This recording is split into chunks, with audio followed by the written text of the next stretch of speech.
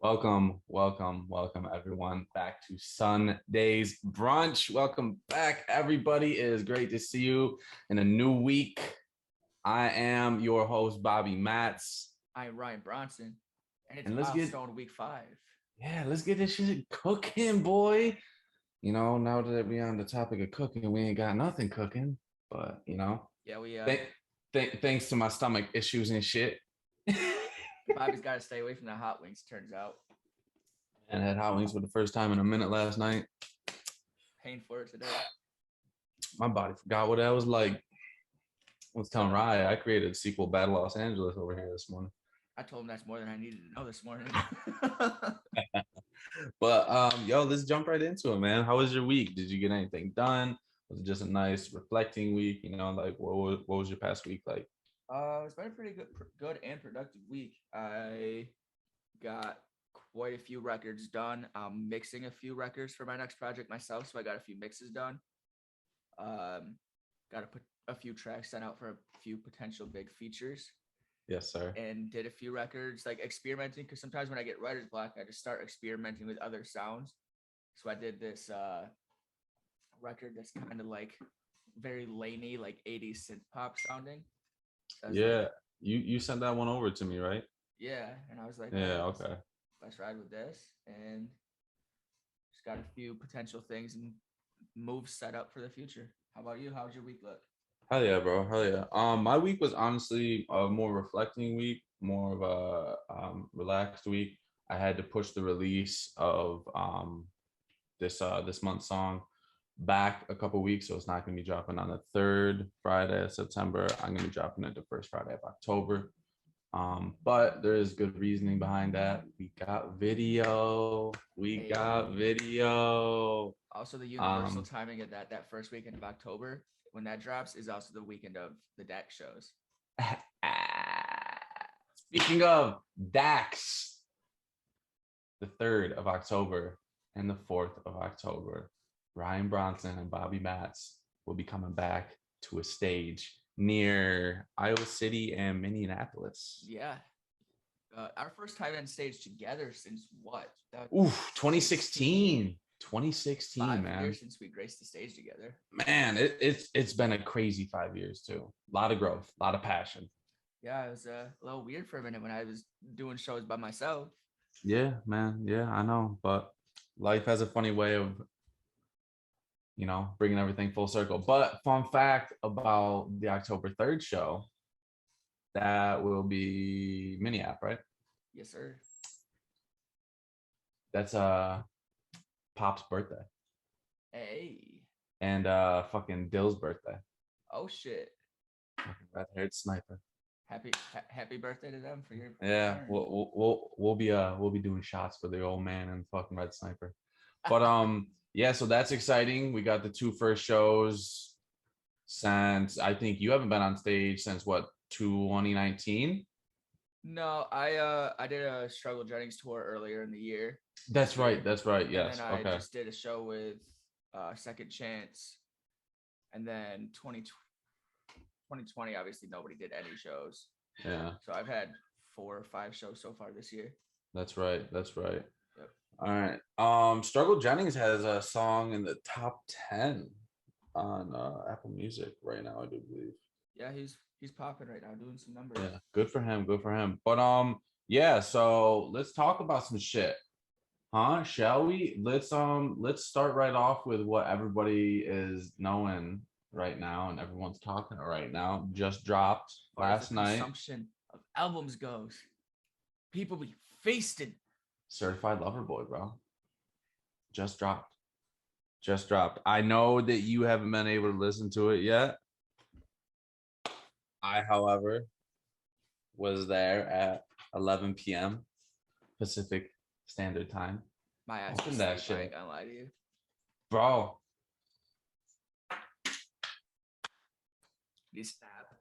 Drizzy came with it. He came with it. I like it. I love it. Fucking, it's a big project. I do believe it's 21 tracks. Yeah, the track list looked like it had 21 records on it. Feature list looks crazy. Feature list is crazy. He's got Lil Baby, Lil Wayne. He's got Giveon, Lil Durk, fucking Cuddy. He's got Ooh. Cudi on there. Him I and the saw he's got Cudi. Jay. Yo, Jay-Z, I saw that. Dude, I had a double take on my phone when I heard Jay come on. I was like, wait a minute. Dude, yeah, his feature list is crazy on there. Shout out him for getting Jay and Cudi. Out of 10, Like 10 stars, how many do you give it? Yeah, I'm honestly gonna give it a 10. 10 I'm out of 10. Dude, and that's even on the first listen. I Ooh. I haven't even done a double take yet. Like honestly, yo, he came with it. Like the anticipation building up to this album, he came with it. Like especially with Donda dropping a little bit earlier before him. I unfortunately I haven't been able to listen to Donda yet. I'm gonna do that hopefully this weekend, and we'll talk about that a little more in a bit. But yeah, bro, like blew me away, man. Blew me away. Like especially after his last album. His last album, it was okay. This was his first like full length album since Scorpion, right? Because I know he had like the mixtape. Yeah. What is it? The Dark Lane demo tape. Yeah. Like Dark Lane demo tape, it was good, but like, yo. Okay. I'm excited to check it out. You said you haven't checked Donda yet? I have not checked out Donda. I know you have, so I'm gonna let you speak on that. I kind of feel like a washed up Kanye fan on that regards, but yeah. So Donda, bro. Donda is first off, before we jump into that, pay respects to Donda. Facts. What up, Donda? But as you were saying, it's a big project to consume. It's 27 tracks. It's an hour and 45-minute project to consume in its entirety. And on my first listen, I will say it was like I could see like the imagery for it. Like it's not, if you're looking for a project that you're listening for individual songs, it has those, but that's not the intention of the purpose based on listening to it. Like this shit's meant for stadiums. Like so he what you're saying is he went into it and he went old school style album and he's telling a story. I wouldn't say the whole project is a cohesive story, but he's telling stories within it. Okay, got you. Would you say that there is a longer cohesive story in the album, or is it smaller, shorter stories? I think it's broke up in like sections, and I haven't figured out what those sections might be yet. So almost kind of like a play. Yeah, it's literally it's theatrical as fuck. You can if you listen to it and you picture it in a stadium, you can see where the lights would come. You can see like where the fireworks and shit would come.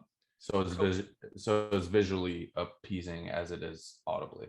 Yeah, and so like first listen, I listened through it. I was like, because it's one of the projects you have to listen to more than once. The first listen through, I was like, this is a 6.5. But then I went back and listened again. I was like, this is an 8. And then I started listening through it again. And third listen through, I'm closer to a 9.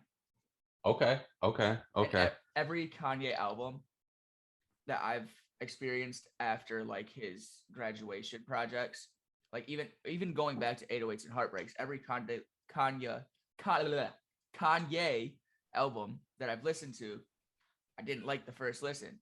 Then you go back and it grows on you. It's like better every time. Like 808s and Heartbreaks, you go back and listen to that now, it sounds like it came out fucking yesterday. Dude, 808s and Heartbreaks. What a fucking album, dude. Oh my god. Yeah, but the cool thing with this one, I think, is like there's moments where you hear almost every version of Ye. So from the feedback that I've been getting from like friends and outside sources, like everyone's saying like this project is, like you said, a very big project to consume. I've had a number of people tell me that one listen through is enough, which if you are any sort of musically inclined, you already know that that's wrong. You have to listen to stuff more than once. And then there was a lot of people that said, you know, like, yo, Ye's changed. Like, no, this isn't him. And then there's other people being like you just said, like, yo, you see the beginning of Ye. You see his transition into what he is now. You see him for what he is now. and like they're pretty much saying like he hits every facet that he's ever had. 100%. Like the production is on a whole other fucking planet. Like it's a mix of like this bangs, but there's also moments of like, holy fuck, this is like actually like beautiful to the ears. Like there's a piano breakdown in one of the songs that I can't remember the name of it, but this piano breakdown is unreal. And bro, the features on it, he got The Weeknd on it, he got Jay-Z on it, he's got Pop Smoke on it, he's got Cudi on it, he's got Lil Baby on it, Lil Durk on it. Damn. I'm about to pull up the fucking feature list because there's so many. Oh, a huge feature. How could I forget the king on this one? Future. Future was riddled through Certified Lover Boy. I'm not gonna be a hater on the podcast. Actually, fuck it. Yes, I am. I hate Future. Okay, let me ask you this. What do you hate about him? Like, what, or I should say, why do you hate Future? Future, you know, like I'm not. Yeah. Is the person who brought in mumble rap. Okay. And when I say there's mumble rappers, quote unquote mumble rappers, like Lil Baby would probably be classified as a mumble rapper, but I love Lil Baby. Everything he touches is nasty. Okay. But Future brought in this wave of, I can't understand what the fuck you're saying. And also Future took it from rappers selling drugs to rappers doing drugs. Future made it look cool for rappers to fucking do drugs. Future made it cool, be like, oh, Molly Percocet, it's really fucking cool to do all these fucking harmful drugs, and it's fun, it's cool, and made kids want to fucking do them. That's stupid. Mm-hmm. Okay, so I'll agree with you on the last part about the drugs and everything, because like, yeah, I understand that, you know, like maybe he is talking about the life that he lives and like that's how he does shit, but he is portraying it like it is like okay, like it is fun, like it doesn't come with consequences and shit like that, and like that is not okay, especially with a very impressionable younger generation. Right, like when for instance like Juice WRLD was talking about popping pills, there was no time that he said it was fun. He was talking about all the pain and shit that comes with it. Like he's an addict. He was speaking on being addicted to those drugs and the hardships and the he portrayed the real life of what doing hard drugs is. Yeah, so if you are addicted to something or you do something to escape, talk about the battles with it and try to help people know they're not alone and help them get through it. Don't fucking sit here and act like that shit's fun. You know, like when people are talking about smoking weed, that's fine because weed's not gonna hurt you.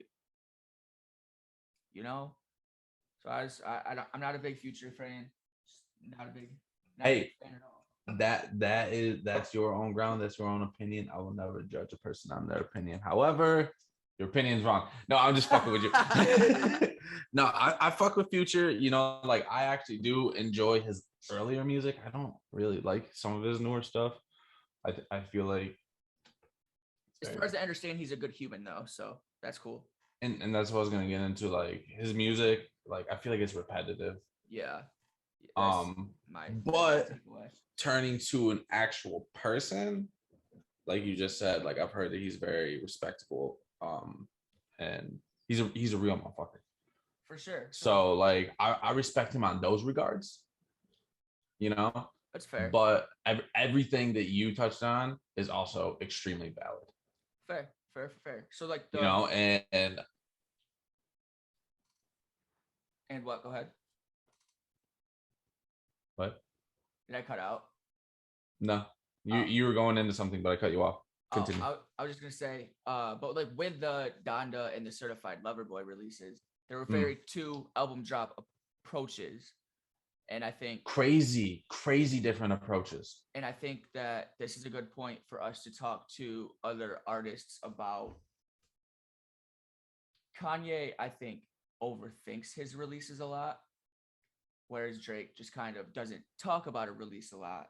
But there's a big thing to be said about there is a lot of artists who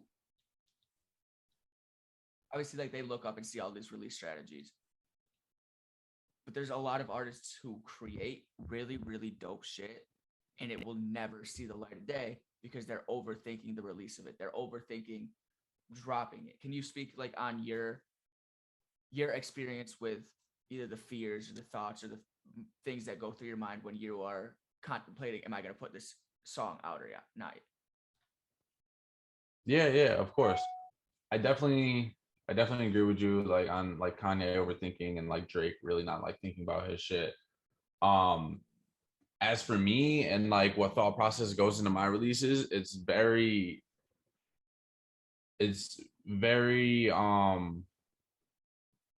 I would say individual to the song Okay. and the project, because if I go into the studio and I rip a song out in like 45 minutes to an hour, I'll have absolutely zero hesitation to be like, yo, upload that right now.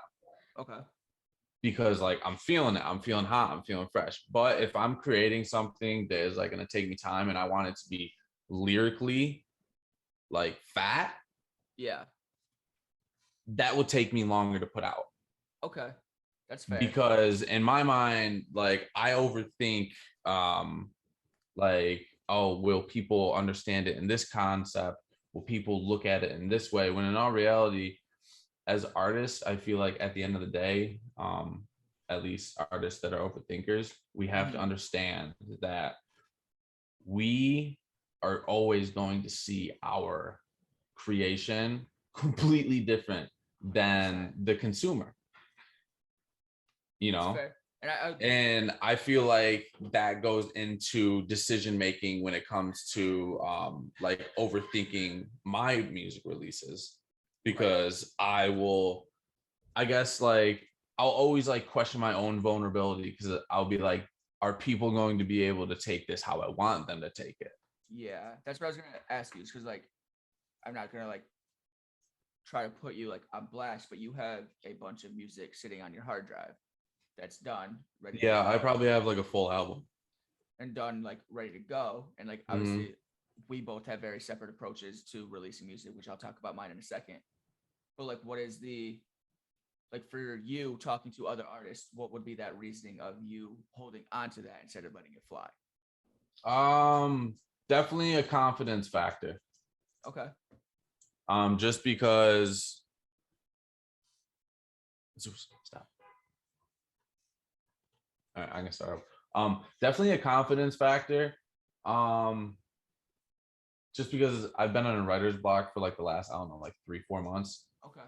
So I don't know. I feel like I listened to my older stuff that's done, I completed, and I liked it at a time. Sure. But I feel like it's not what I want to release at this time. Okay. When in all reality, it's just like there's a lot of stuff that like I could release the full project that I have and it'd be fine. I know it would do well. Yeah. But I don't know. It just feels like right now isn't the perfect timing to drop that. And so I went with the monthly releases instead, That's a fair in one. order to drive audience and morale before I drop the full length project. That's fair. I can understand Yeah. that and respect that. I obviously people who watch our stuff unfold know that I take a little bit separate approach. I write and fucking drop shit all the time. But also Bro, let's just get this out there. You are just a machine. it's an issue. Like uh, I respect the hustle so much. Like I don't know I how you do it. create probably 4 to 5 songs a week. But like also with that, like I operate from a place of, well, this song's done. It's not going to do me any good sitting on my hard drive. Yeah. So there will be times that I put out albums, times I put out singles, but I also do like run into like the back and forth mind state with like, should I be releasing even more or am I oversaturating by dropping so much? But also the way I look at it is I'm not Kanye size. So I think at this point in my career, the more content equals more chances for people to see me, which then turns into more chances for me to become Kanye sized. Yeah. So I also operate from a place of, so like with Spotify, you do have the opportunity to get on playlists. So the more you're releasing, the higher that chance gets. But also from a business standpoint, I think for artists out there, it's important to understand when you release new music, your old catalog increases in streams by 60% every single time, statistically speaking. So also when you release new music, not only are you potentially getting new eyes on you, you as an independent artist are increasing your revenue. And increasing your revenue allows you to continue to create and produce and put out music and do what you want to do and do what you love to do. And that's for a lot of people, I think if they would just push their shit out, you would be a lot closer to being able to name musician as a job or artist as a job or whatever that is. I think it's I completely agree with I completely agree with you. Like, especially in the day and age that we are in, to where unfortunately content's king right now. Anyone can create something and put it up. Yep. Content. Like, and I feel like that's one of the biggest things holding a lot of very good artists back from, I wasn't saying like hitting like superstar levels, but even like hitting levels to like, dude, retaining fans nowadays is easy once you have attention. Yes. But getting that attention. Yes, getting the attention is hard. Like the attention span of people, like if you don't pick the best probably 8 seconds of a song that you're trying to push, there's going to be such a large percentage that overpasses you. And that doesn't even fucking see it. That doesn't even see it. And that's like giving like a lot of people I know, like within the first like 2-3 seconds of like seeing content, if it's not like grabbing right away. Right. That's why TikTok's so fucking big right now, because you get one thing that catches your attention in 1 second and all of a sudden, okay, they're in for the whole video. Dude, and that's another thing is like, yo, I catch myself doing this when I do social media time. Dude, I'll get on TikTok and if I see something that even remotely catches my interest, I'll watch that video. And if I'm interested through the whole video, I'll go straight to the page it's on. Yep. Because I'm like, this content is going to be the exact content on this page. Exactly. And I don't know, it's crazy. You can catch yourself in some pretty deep holes where you're like, damn, an hour's gone by. It is. And that goes to like, that's a tribute to like one of the topics that we want to discuss with this one, which is trusting your gut when it comes to dropping shit. Trusting your gut with anything, especially, I mean, obviously, like definitely in life, like if something feels right, it's probably right. If something feels off, it's probably off. But also when you are releasing music or you're doing shows, like when opportunities start to show up, you have to trust your gut. Is this a good show for me to take or not? Is this a good marketing opportunity for me to put my money into or not? Because when you're starting out, you're at a place where you have a limited income to direct that money to grow yourself, so that way your marketing budget can get larger. And I think if you, instead of looking at it as like every opportunity is a big opportunity, I think you have to trust your gut and start actually be a little bit choosy on what you decide to take on. That's what I was just about to say is like a big thing that in the beginning, always say yes. Yes. Like something that I wish somebody would have told me early on is like, learn when saying no, like it's still going to benefit you. Yeah. Because like being able to say no, even to like money and like big gigs, like you mentioned in the other podcast, you know, turning down that $750,000 label offer, like being able to say no is also going to help you go up. Yes. Like you can't become a yes man or a yes girl. Like you have to be able to know when to say no. And that comes with intuition, dude, and trusting your gut. 100%. And like, as I get bigger, and more people start having their eyes on me, I notice inquiries for like features or production become more frequent. And bro, you would be amazed the amount of people who just expect people to just be like, all right, I want to do this for free. Like, obviously, if I fuck with you as a human being and I like the song, I might hop on it. If it's just like, this is super fucking dope, I want to be a part of it. And when I do a feature that's paid, it's not that I don't want to be a part of it, but also sometimes I'm using my time where I would be doing my other stuff to work for you and appear for you and also introduce you to my fan base. So I think a thing that a lot of artists don't want to hear but need to hear is you have to fucking invest in yourself. Oh my God, yeah. You can't just expect to. And the amount of artists who are just like insulted by having to sell tickets to play on a show. The amount of artists who are insulted by they can't just get on a show for free. That artist has invested and worked their ass off to get to the point that they are at. They're not just going to put you on. Yeah. They weren't put on, they put themselves on.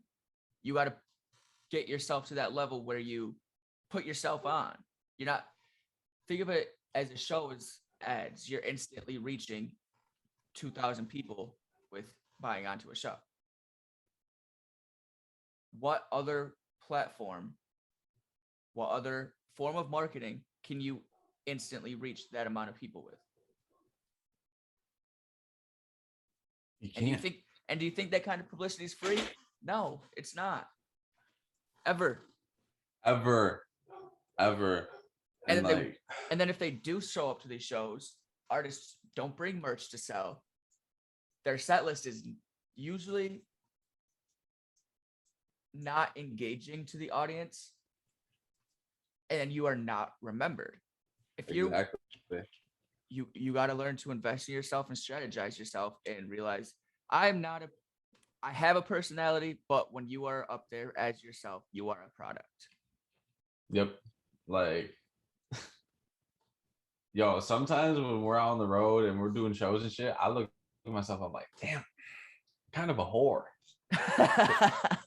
Because you're out there and you're selling you.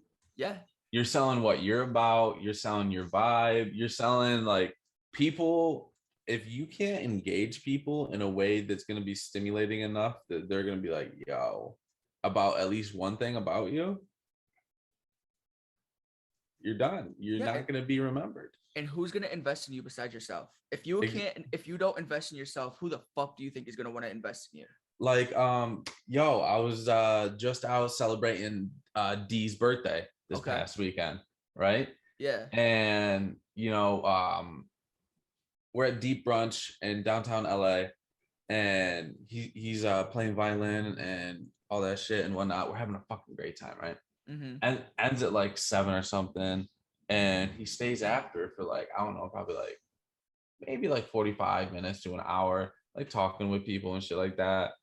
And he ends up getting hung up with this one dude, and he's just shooting the shit and whatever, and we're just chilling off to the side, right? Yeah. We're just chilling, whatever. Comes up and he's like, yeah, like, sorry, like I'm the type of person that'll stay behind, like talk to people and everything. And he's like apologizing to us, and I'm like, bro, what are you doing? Yeah. I'm like, don't apologize. I was like, this is like part of your like job. Like you're not doing anything. Like you're still working there. Right. And if you can't see that, you're missing the biggest picture of all. And when you do those shows and you do the posts on the internet, if you aren't networking, you are failing yourself. You have to network with who you're doing shows with, bigger than you and smaller than you. You got to interact with the people who are coming up to you and showing love afterwards. If you can't be standoffish, bro. Yeah, if you're just, and I get it, some people are shy to the public. Shit, I am too. I'm awkward as fuck. But they don't usually care that you're awkward because they can say that they talked to you, had an experience with you. And chances are, if you walk off stage and don't talk to anybody, they're likely not going to remember you, but they will remember that conversation with you. Of course they will. They will remember that you signed that piece of merch for them. They bought the piece of merch, you signed it for free. They're getting free meet and greet from you. people pay hundreds of dollars to go see meet and greets. But if you're giving them a free one when they first see you, dude, that's a fan for life that you made. And what do we always say? If you make one new fan at every single show, you're one step closer to what you're trying to do. Yeah, dude. And one of my also personal, it's the most satisfying part. Yeah, dude. And one of my personal favorite, I guess it would be like a marketing ploy is like making an interaction with a select few fans while you're performing. Yes. Because if you can visually or like see these fans and like you make that contact, 10 out of 10 times they will come have a conversation with you after you get off set. 100%. And usually, like, that's the most satisfying part is you're up there and somebody tells you they related to a song. Yeah, bro. Like, yo, man, I was feeling it when you said da da da da da, and you're like, damn, you were paying attention. Yeah. Not only that, like you were paying attention, but also like I guess the more like feeling for me is like, yeah, people are actually like understanding like what I'm saying, and they're like, yeah, man, like I feel you. Yeah. Like I can relate to that. They're with and you. Like pretty much like, yeah. That's with touring, that fan interaction is by far like the most satisfying and gratifying part. Because without literally speaking, you literally can't do it without that. You can't. And like they're what I wouldn't say what drives you, because if you're looking for outside if you're looking for outside motivation, like you're already kind of like in a losing downhill battle. Also, think of it this way. Sorry, go ahead. No, think of it what way? I was gonna say, think of it this way: when you are on, when the fucking internet trolls are talking shit about you, your fans are gonna be the first to clap back. Yeah. Yeah. And bad publicity is there. There is no such thing as bad publicity. Fucking talk. There is no such thing as bad publicity, you know. And that's facts. Like if your name's out there, your name's out there. People know who you are. 100%. So with that being the best part, unless it's like a video of you, you know, like being caught eating butt or something like that. Like, I mean, you're gonna be known as an ass eater, but like, still you out there eating butt. I mean, yeah, but also some people might fucking pay to see that shit too. Yo, people will pay to see anything, bro. That's people true. Will pay for anything. There's some people that are down bad, bro.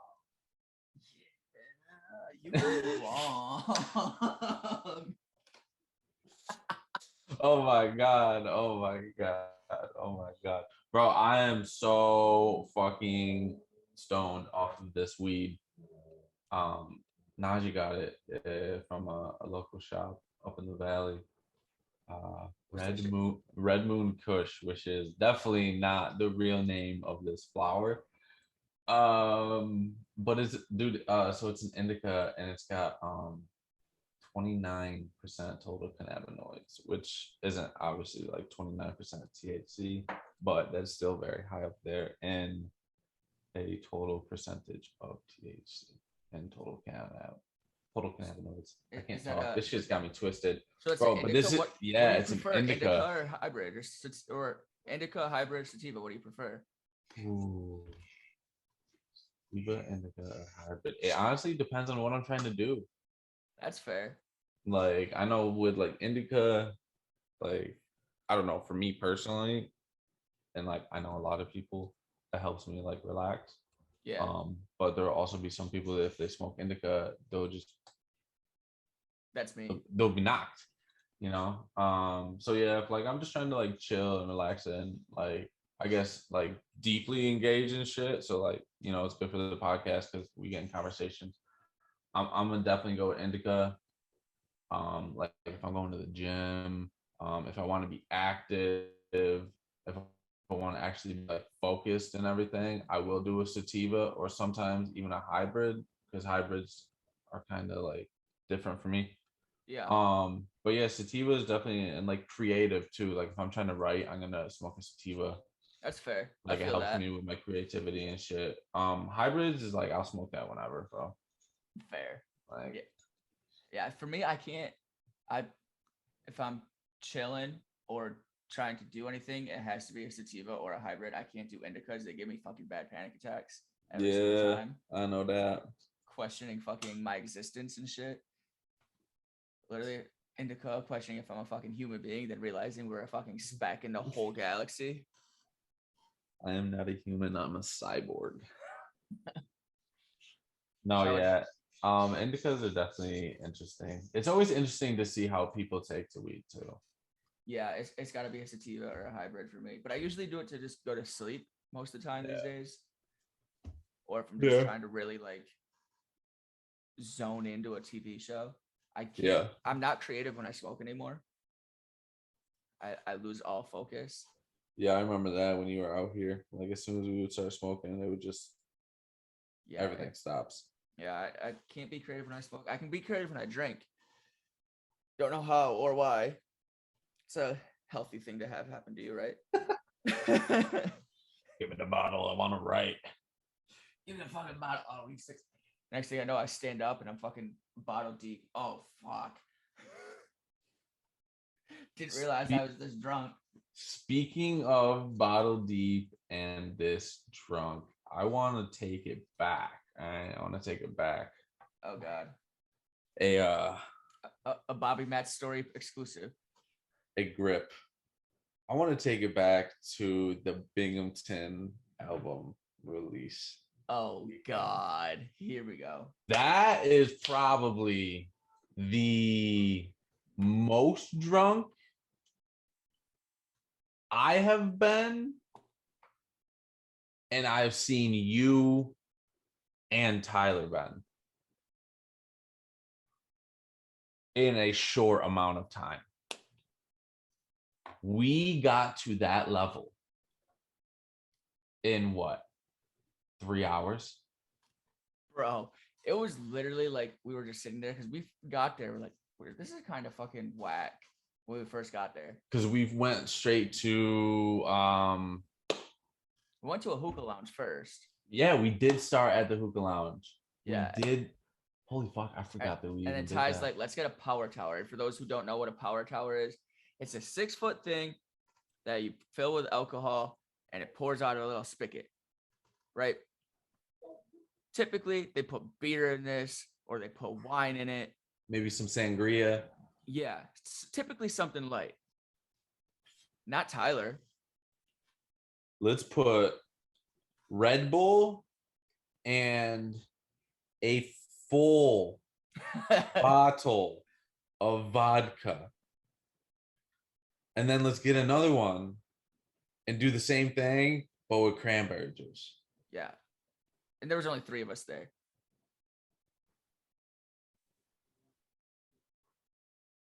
Also, y'all will probably hear a little bit more about this exact topic next week when Tyler joins us on the pod. Yes, I cannot wait. DJ T-Rex to take us down. Put some respect on his name.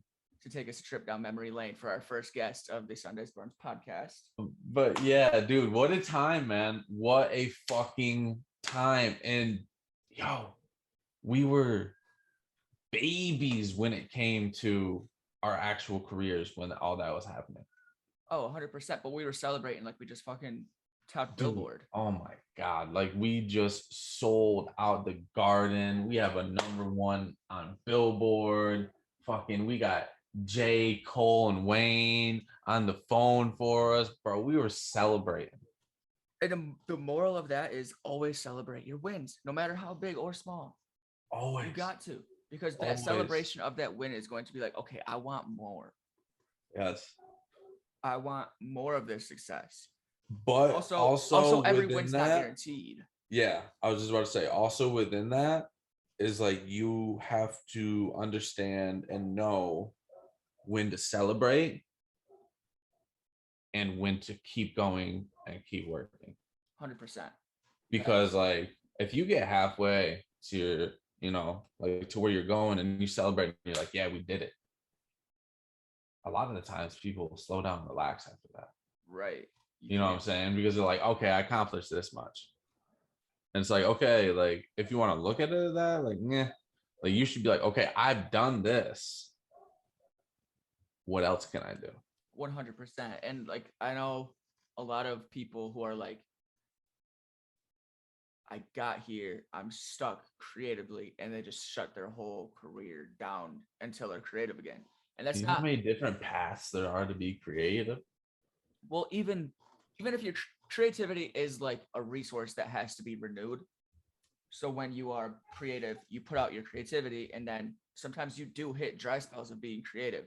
But also as an artist, you can that's when you take your fucking time to go set up your Facebook ads. That's when you take your time to go set up your other avenues to get revenue. That's when you go send your email pitches to acquire channels to place your shit. That's when you go pitch to playlists. That's when you inquire to other artists for features for songs that you have in the vault. You can pull one of your verses that you don't like so much and put a fucking dude on it, or put a female vocalist on it, put another rapper on it, and just leveling up yourself so that way you take care of the business in those lulls. If you take care of your you take care of the creativity when you're creative, you take care of the business and the lulls, so that way there is no lulls. That makes you full time doing what you love fucking doing. And until you are at the point where you're making probably close to fucking 6 figures making music, you don't have the luxury to wait on somebody else to do it for you. You have to go do that shit your fucking self. You have to go get as many people to want to push you as possible. And your first start with there is going to be those gatekeepers that are industry gatekeepers, those people who just love putting on music, like the bangers onlys, the promoted sounds, like those type of sources and those type of outlets that just put up lyric videos all the time. You got to find those channels that are willing to push artists, and find those playlists that are willing to push artists. And sometimes you got to get creative. Like Bobby and I created a playlist that we place our music in, and then we run ads to that particular playlist. And that opens up the avenue for, one, our shit's going to get played when people convert on those ads. Two, that playlist is going to grow. So you're creating a listenership for that playlist. And then three, other artists are going to find that playlist and want to be on it, and they can pay you for that. And then you can in turn use that money that they send you to invest into another form of marketing. And it all comes back to investing in yourself. If you don't have the money, invest your time. If you don't have the time, invest your money. You got to be constantly investing and putting yourself on, so that way the income stream becomes constant. Literally, you get to a point where your stuff's being played on YouTube channels, Spotify playlists, people's own personal playlists. They're throwing you on in your car. You literally can be making money while you're sleeping, while you're eating lunch. Somebody's listening to you. You're making money while that's happening. And if you don't do that, you are literally just going to be in that same place of, well, I can't create. But if you're not marketing it, I equate it to this. If you don't market your shit, it's like playing to a stadium that has no one in it. Yeah. You can play that whole fucking big stadium, but if no one's there to see it, who the fuck cares? Literally. You know, if why aren't you're on average album costs for an independent artist like $2 to $20 grand to create. Why would you not spend that same type of money to market it? Why would you not invest that same to market it? Literally. Because you're going to turn that 2 to 20. Say you even put, if you were to put $5,000 into a marketing strategy, people don't understand how much that would help smaller independent artists. 100%. And a lot of people, like, I do get it. Like $5,000 is a lot to say I'm going to market it. But look at it this way. A lot of people will go to Starbucks or Dunkin' or the gas station every single day and get $5 coffee and something to eat. What if you fucking made your coffee at home for a lot cheaper and put that $5 a day into Facebook ads? Yeah, literally.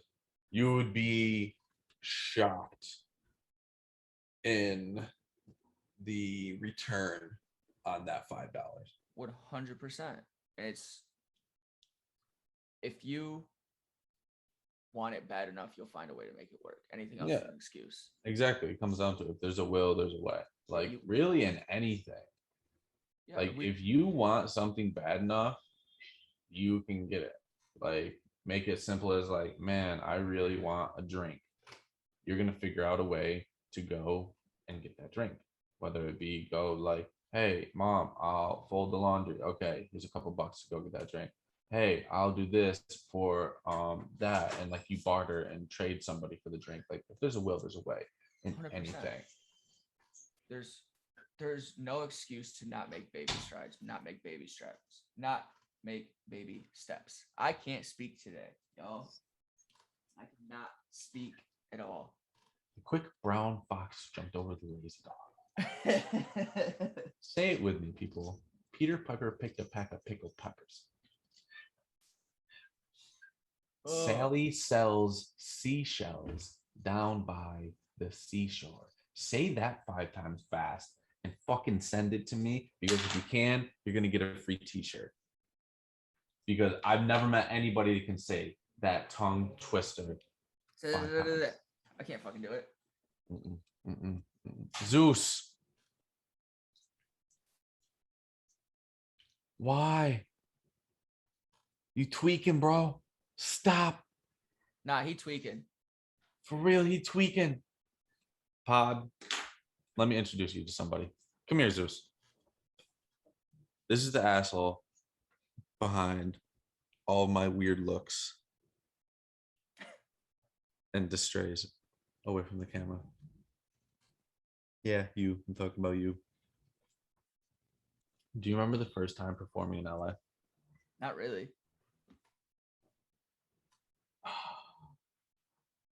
Okay, so yeah, I'm going to tell the people.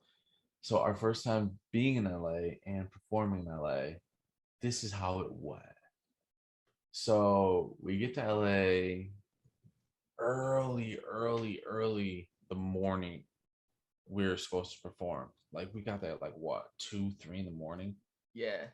Or something like that, to my cousin's house that I've never met in my life. Don't even know these people. And we just show up and they welcome us in open arms. They have like, I think they had like spaghetti or something like made for us. Like they straight up like beds, everything. It was dope. We get in, we sleep for like maybe like 4 hours. We get up and we end up driving down to Topanga Canyon, going to the beach, all this shit. We get a text, load in. Got pushed up by like fucking 4 hours or something like that. And we're in the middle of the rush hour LA traffic at this time. Yeah, and we're like, okay. So we're flying from Venice all the way over to Sunset. Where do we end up performing at? Los Globos. Los Globos. And we get there and we're asking, like, yo, how much for a bottle of Jaeger? For a Jaeger bomb when we walked in. No, we asked for a bottle. No, we asked for a Jaeger bomb first, and they were like $17. Oh my god, I forgot about that part. And we were like, "Fuck no!" So then we asked how much for a bottle, and they said like $2.50. Yeah, for Jaeger. For Jaeger, and we literally looked at each other. So we literally go down to the corner store, little LA bodega style, one of the markets, and barter for a bottle of Jaeger. Do you remember that? And a 6-pack of Red Bull. And a 6-pack of Red Bull. We go to the counter, the guy goes 25. I go 20. I'll do 20 for you, my friend. And then we went in. We were broke at that point. Oh my god, broke as a joke. Dude, we're slugging back Jaeger out of a brown paper bag on the sidewalk on Sunset Boulevard in front of Los Globos, passing, just taking rips off this bottle, nips off the Red Bull. What a time. But we tried to take the bottle inside. But we couldn't. And there was a patio though. So we thought to ourselves, we'll leave this bottle here, slide it under, and then we'll just go out and grab it. We did that, and from us going, getting in, walking directly to go get that bottle, it was gone. It was gone. But Ryan drank enough to black out and almost crush a poor girl I don't remember that part. because he almost Oh, because I almost fell over. Because wait, you got to rewind that and tell the story about before you even go on stage.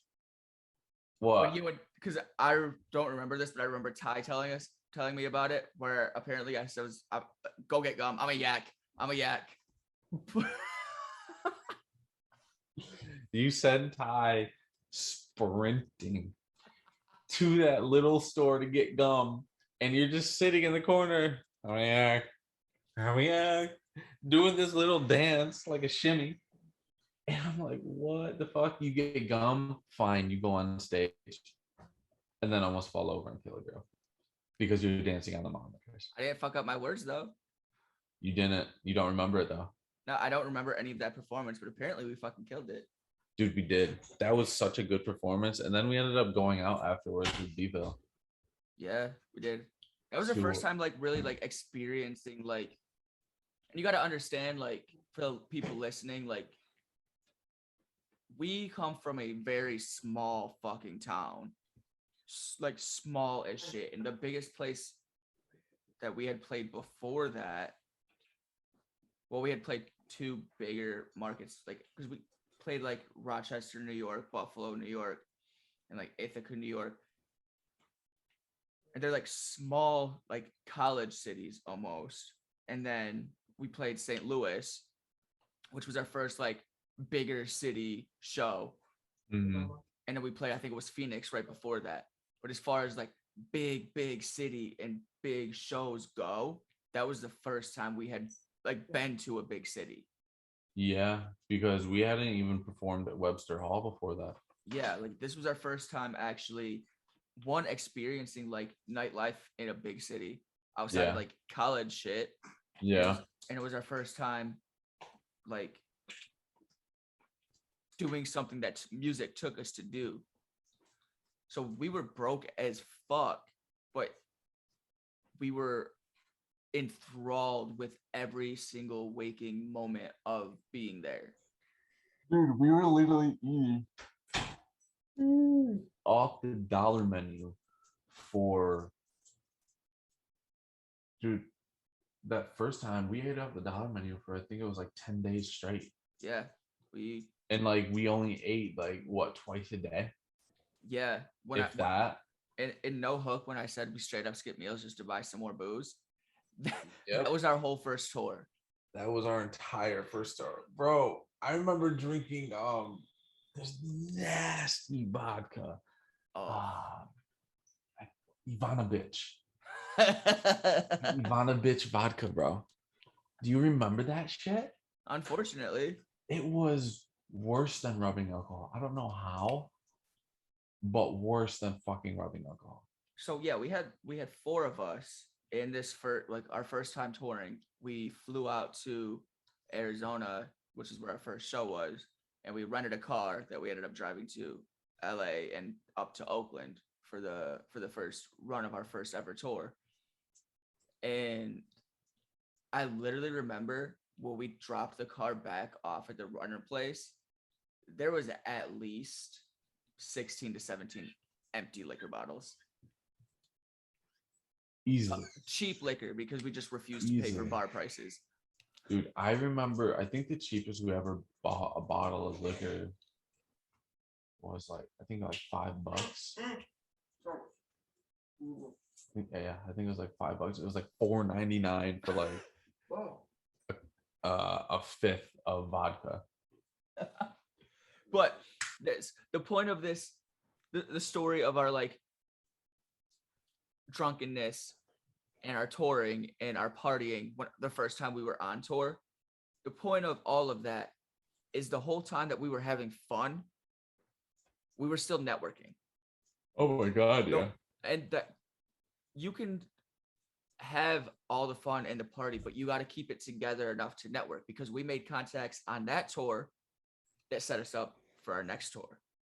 Yeah, literally like one of our more popular songs, Titties on My Birthday with Jay Viz. We networked with him, met him on that tour. Mm-hmm. Beville, like we're still in connects with him. Dope ass DJ and designer, Yeah, you know. Like and not only that, like we still have long term fans from LA and Phoenix and Oakland and all that. yeah, we have fans that anytime we drop something, they're the first people to click on it, say, or message me on the internet, be like, I remember when I saw you in Phoenix. I remember when I Yep. saw you that first time in St. Louis Dude, 6-7 Salt years Lake. ago. I forgot Yeah. about Salt Lake. Yeah, and like 6-7 years ago. They're like, I remember that first time I saw you. You guys have come such a long way. And then when Bobby and I hop on a track together, they're so excited because we packaged ourselves together during that time. And they just ride with us for the growth. And it's all comes back to networking, dude. It all comes back to it. Fucking take that shot with the fans. Yeah, literally. Take that fucking shot with the fans. Usually they'll buy them for you, which is dope too. Well, also like a big thing, even like in touring, that we really didn't focus on back then, but it definitely like is talked about in shows now. Is like, bro, lack of sleep will get you. Lack of sleep is the worst part of touring. Lack of sleep will get to you. By the end of that shit, you, bro, going through mood swings. You remember when the last tour that we were on driving back from Denver?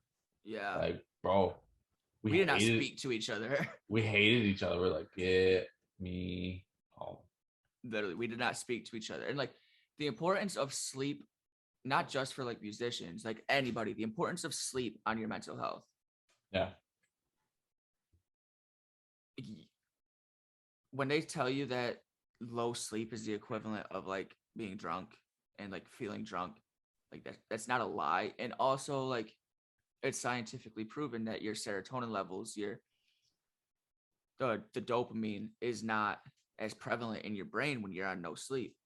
And I remember like that lack of sleep while we were touring. When you're on stage, there's such a high.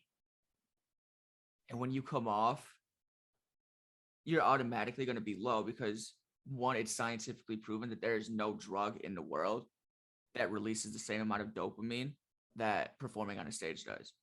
Yeah. And that's why you see musicians depressed. That's why you see artists depressed, performers in any aspect. That's why you see mental health and mental illness so prevalent with them.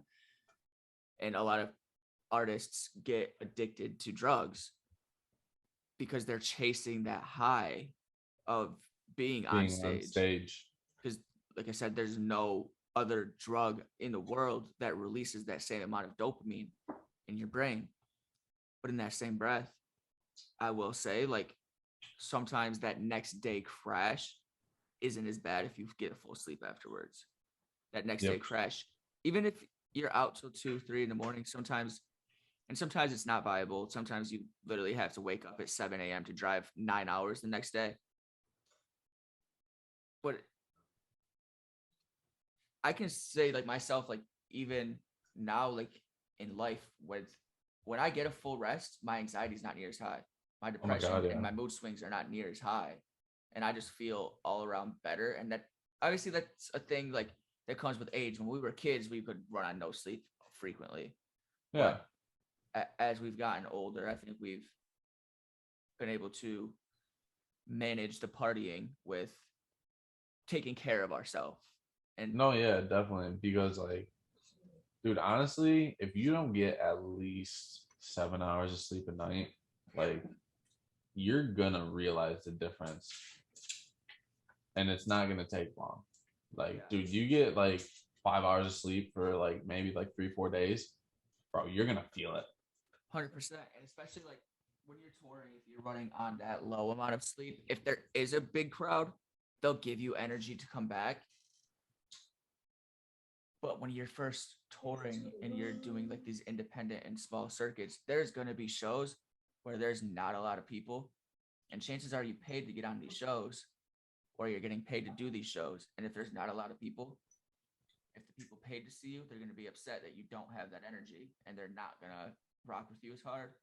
And if you paid to get there for exposure, if you don't have energy, they're not going to connect to you.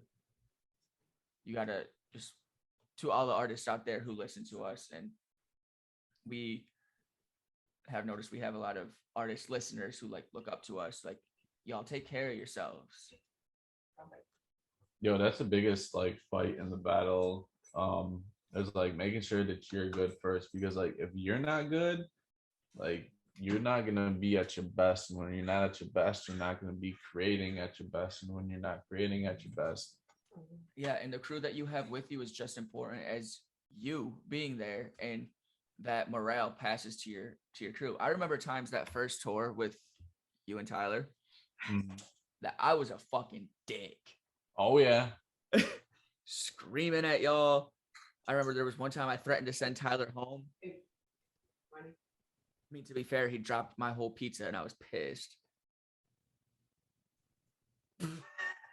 Drunk. But like that morale made it like hard for you guys to want to be there. And luckily you guys are good friends, so y'all checked me. Yeah. Like you need that too, because like, dude, nobody's gonna be perfect on those lines to where like you're just not gonna have those like days to where like you're just not at your best and shit, and you might snap on like people close to you and whatnot. As long as you have those people near you and they're like, yo, like, really? Yeah, you gotta have friends that calm are down. you. Yeah, it's like, really? It's like, calm down. It's like, dude, like, nah, like, think about this, you know, like, you know, and if you don't have that, I don't know, I feel like you grow this ego and you start becoming a true asshole and not seeing it. Yeah, you gotta surround yourself with people who are willing to check you, and not surround yourself with like yes men and people who are just gonna be like, yeah, that sounds great, or that allows you to like, they just want to see how far you'll go, right, and like push yourself until you're like, god damn. Yeah, like you. Also, it's not like if your friends don't check you, are they really real friends? If your friend isn't if your friend isn't putting you in your place and telling you to like be your best, is that a real friend? No, of course not. Yeah, dude, like if you aren't surrounding yourself with people, or at least have people in your corner that like when you're coming out of pocket, not even towards them, it could be towards other people at a situation and shit like that.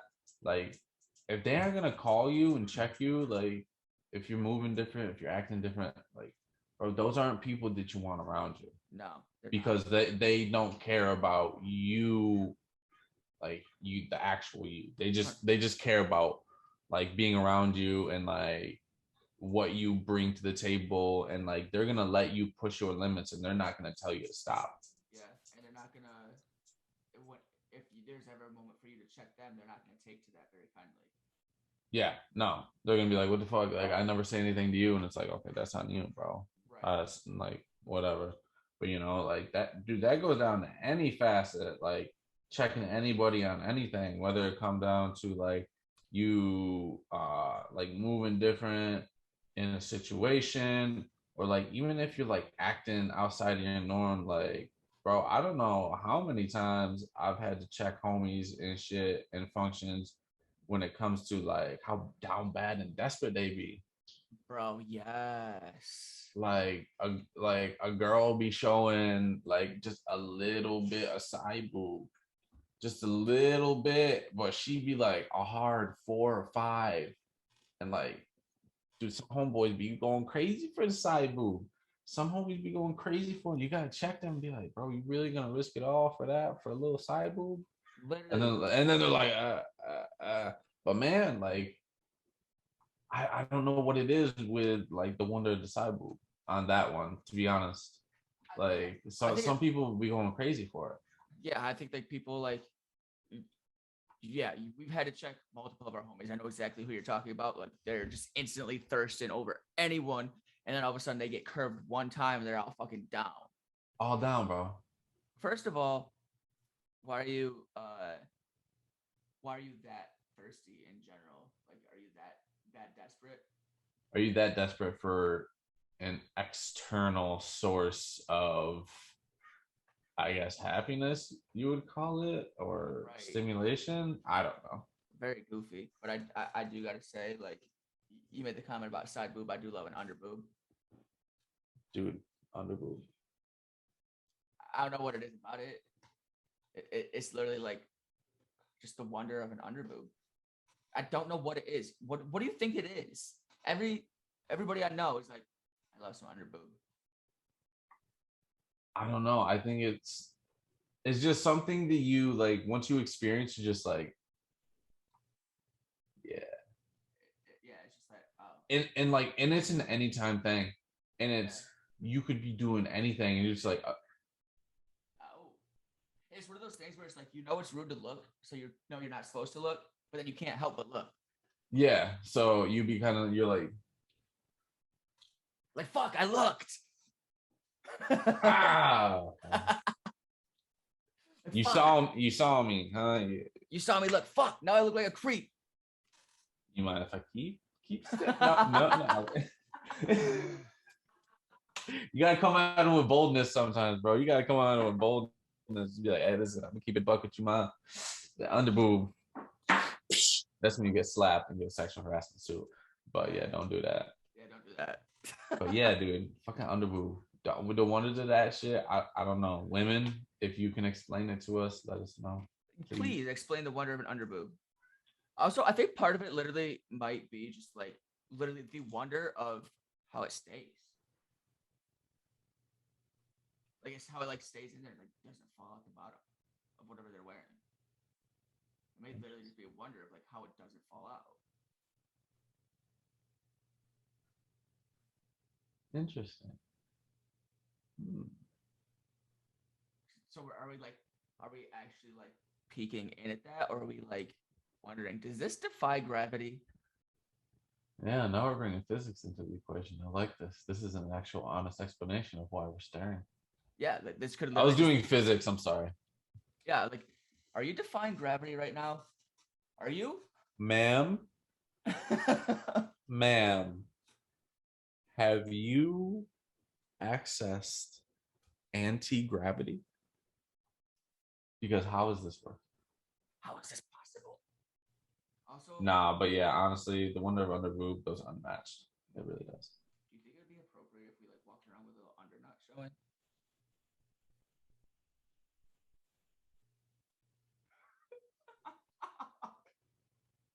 So like the bottom part of our balls hanging out. Just straight up, just a little bit. Just a little bit, just to see it. Just hair's poking out. Where the guy shorts that are popular right now, the like the little under party nutsack hanging out. But even then, like that'd be impossible because like that would be like just a yolk coming out of an eggshell. They would fall out. As to where like underboob, they don't fall out. What if we had like boxers that specifically had little holes cut out to put our balls in? That would honestly probably be refreshing. I'm saying get that breeze down there because they took the fucking ball air conditioner out of cars. Yeah, they just kind of bullshit. They took out the Coochie Cooler 3000. I'm gonna start wearing male skirts with underknot. You gotta start wearing kilts like a Scottish man. You wanna wear kilts on stage on tour? Stop it. You bring the bagpipes. I'm about it.